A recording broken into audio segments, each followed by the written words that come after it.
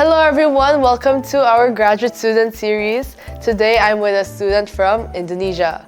So, can you please introduce yourself, your name, nationality, and your degree? Okay, my name is Abdurrahman. People usually call me Abdur. I'm from Indonesia and I'm studying Masters in the Department of Material Science and Engineering. First question, where did you study before coming to KAIST? I studied my bachelor's in a university in Indonesia. It's called Bandung Institute of Technology. Besides KAIST, what other universities did you consider? I considered a few programs in Europe and I considered a few schools in Japan as well. Why did you end up choosing KAIST? I think MSE, especially in KAIST, it's like one of the best in the world. It's highly ranked and yeah, that's why I joined MSE in KAIST. Plus the lab that I'm joining, it's offering some really good facilities for calculations and that's what I'm trying to focus on. KAIST really has a lot of resources. Yeah. If you're okay with answering this, Yeah, sure. What was your GPA in undergrad? I've never been like a very smart guy, but I got a 3.47 out of 4. I mean, it's decent. But maybe you made up with your activities. I did do some activities, yes, and I feel like I really dove into research. Activities, I did like community development programs. There was like a student organization for undergrads. And I did that like 3 years or 4 years. And like last year of my undergrads, I did research. I really liked my advisor and I really liked the topic that I was studying into. That's exactly why I decided to get into grad school. Very productive use of your time. If I could have redone it, I would spend a few more hours every week studying, but you can't change what's in the past. You get scholarships at KAIST. How much does your lab pay you? Considering all the research I do, they pay me like 900-ish. It's decent. Plus the scholarship. 900 is with scholarship, so the lab pays me like 500 and scholarship gives me like 400-ish. And how much do you spend a month? I'm not that big of a spender and I really like enjoying time in Daejeon. It's a really nice city, so I spend like 600-ish. Do you actually stay in campus or outside of campus? I live in the dorms and that also helps saving money. I mean, it's much cheaper. That's true. Yeah. Which dorm do you stay in? Galilei. The grad student. The grad student dorm, yeah. I was looking just for a dorm with a gym and that was the most affordable and quite close to my lab, so. How much does it cost to stay in Galilei? 100K.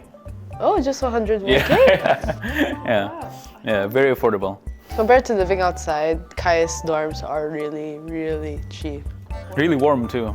Yeah, Yeah. It gets very hot. Sometimes I have to open my window during winter time. Well, At least we don't have to pay for gas. true. Extra. Yeah. I've heard gas has been very expensive lately. KAIST dorms, the best. True. How is the language barrier treating you? Like, is it okay that you cannot speak Korean that well? Definitely, yeah. School life-wise, really that doesn't bug you at all. Like the fact that you don't speak Korean that well.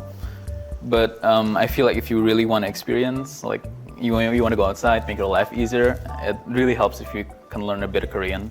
And it really helps if you go out also to practice Korean. But all the courses are in English and the professors also speak a lot of English, so it really doesn't make life that hard. Your lab environment's also okay? Yeah, it's okay. It's yeah, okay. I'm the only foreigner though in my lab, so I felt like I had to learn Korean. But at the end of the day, I still use English for my presentations. I still use English when I'm talking to my professor. Also, the students in the lab, their English is also great. Do you want to share any stories regarding language barrier? So like, I think a year ago, I've had like a big improvement in my Korean. One of my favorite hobbies is like doing a market day in Daejeon. I go to the market, I shop for fruits, and I try to talk to the vendors. And really, you get to really practice your Korean. Trying to see the local communities and what they're like, asking questions, talking to people. I feel like that helps a lot. What do you have to prepare to apply for graduate school at KAIST? Transcripts, and then a graduation certificate. Also, recommendation letters. Good ones help. Luckily, my advisors were really helping me with it. And English certificate, like IELTS or TOEFL. I feel like that's one of the biggest barriers. Non-English speaking countries, it The can test is very yeah. expensive. Exactly. You know what's more annoying? Other than it's that expensive, it's that it expires in like 2 years. That and also a couple like identity proving documents. But it's really quite straightforward, nothing out of the ordinary.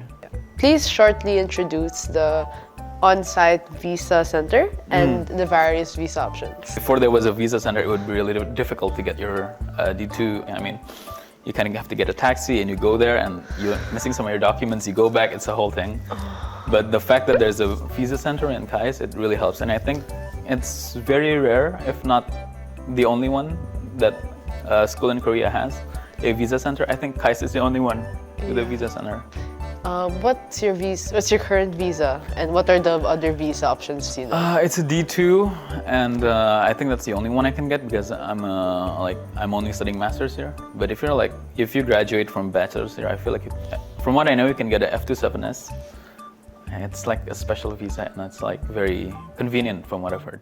But I feel like it's very beneficial for KAIST students. Only KAIST students can get Yeah. it. So come to KAIST. Yeah, KAIST has a lot of privilege. If you're a KAIST student, yeah, it's very nice. One last thing. Can you tell prospective students, our viewers, why they should come to KAIST for grad school?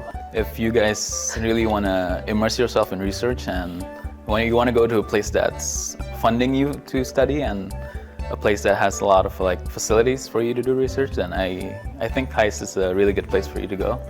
And Korean culture, it's really nice to immerse yourself in.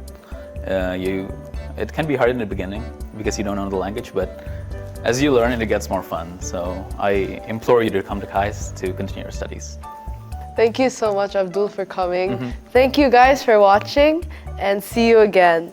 Bye. Like and Bye-bye. subscribe. Have a good day. Have a good day.